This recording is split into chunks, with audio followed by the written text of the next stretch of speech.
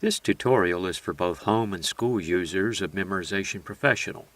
Let's pretend we are in a school environment and that Anne is the current user as you see here. Also note for purposes of this tutorial that Anne is not the administrator. MemPro does not indicate that in any of its windows. But MemPro knows when admin is logged in because the admin user's password is the same as his admin password. Now suppose a new student just walked into the classroom and announced his name as Nathan. And oh joy, Anne, being thoughtful, is going to add for him a username within Memorization Professional. She never added a name before, so why not try? She knows where it's done and clicks on User Selection. And at the bottom of the User Selection window, Anne clicks on Add User. Whoops! A message appears showing Anne that users may only be added by admin. Now this is only true when password protection is on. You can add a new user at home very easily with password protection being off.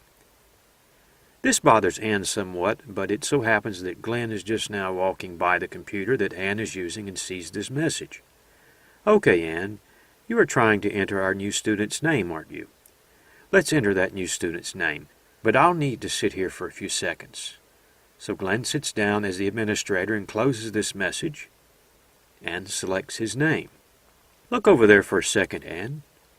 And here Glenn, as the administrator, enters his user password, which is the same as the admin password.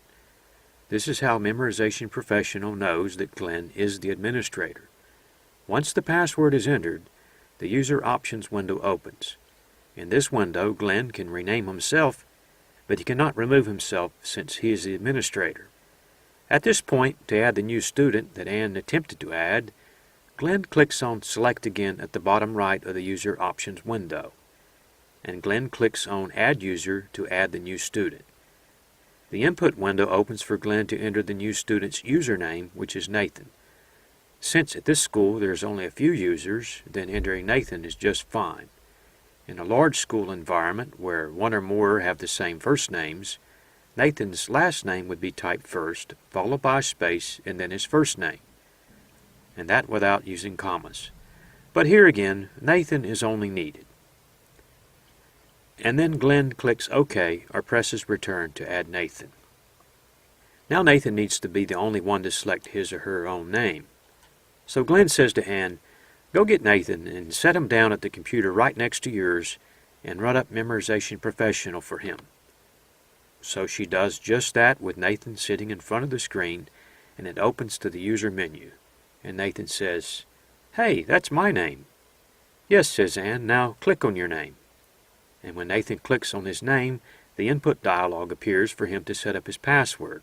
That is, enter it for the first time. "Oh, I need to enter a password. Don't look, Anne, while I do this."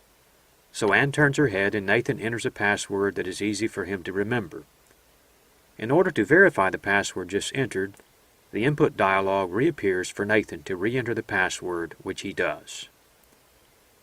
And having entered the password, Nathan is taken to the User Options window. Now if password protection was off and Nathan selected the wrong name, he can just click on Select again to select the right name. Again, passwords, as in this example, should be used in a school environment to prevent this from happening. Anne tells Nathan to click on his name or anywhere around his name. He does this and the main menu appears. "Wow, this is really cool," says Nathan. "This program sure has some pretty pictures in it." And this is how a new user is added. And of course Nathan could have used the same computer that Anne was using to log in, since they're all tied to a server. When password protection is on, the user selection window will always appear first and will require a password to get to the main menu.